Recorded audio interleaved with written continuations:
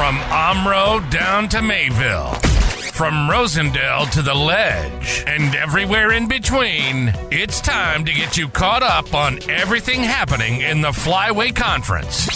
This is the Flyway Focus Sport Report, your home for the best whip-around coverage of your favorite local teams. Now, with all the latest, here's Jordan King.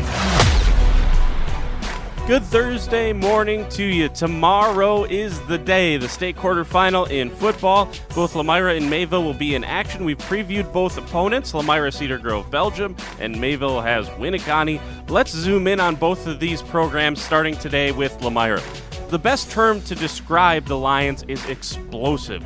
With all the offensive athletes they have, this season has been big play after big play. Just a blast to watch Lomira on the field this year. Both passing and rushing have bit off huge gains, and the stats show it. The passing attack with quarterback Jackson Gable averages 8.8 yards per attempt. Not yards per catch, yards per attempt for the offensive passing game. Meanwhile, the Lions rush the ball at an 8.5 yard per carry clip.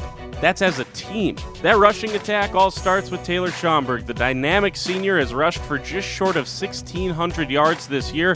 He has 23 touchdowns. That 1,600 yards, good for 9 yards per carry.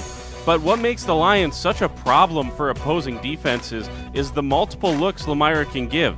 Jackson Gable has kept the ball 92 times for 641 yards this year. He's scored 10 times. Jack Lidke, meanwhile, is a punishing runner who can come in. He has 13 touchdowns and 576 yards. Caden Yankee is another on the long list of athletes the Lions can get into space. He has 148 yards rushing, given the ball on some jet sweeps and toss plays. He also leads the team with 405 yards receiving and 3 touchdowns.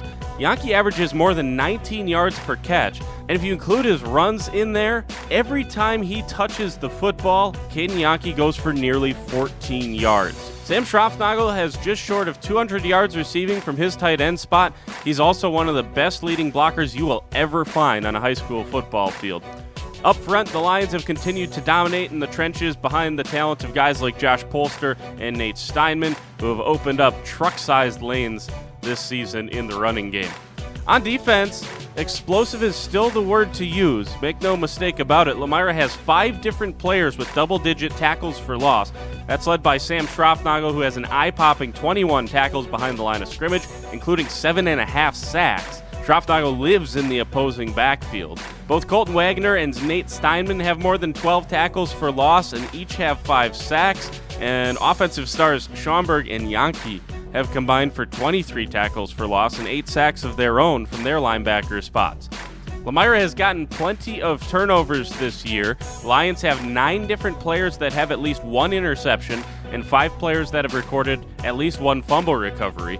They're plus 13 in the turnover margin, taking the ball away 16 times and giving up just 3. The other side of that is they take care of the football as well. Between their ability to get big chunk plays on offense and then making opponents go on long, grinding, mistake-free drives, the Lions have found a formula that makes them dangerous in pretty much every game they play.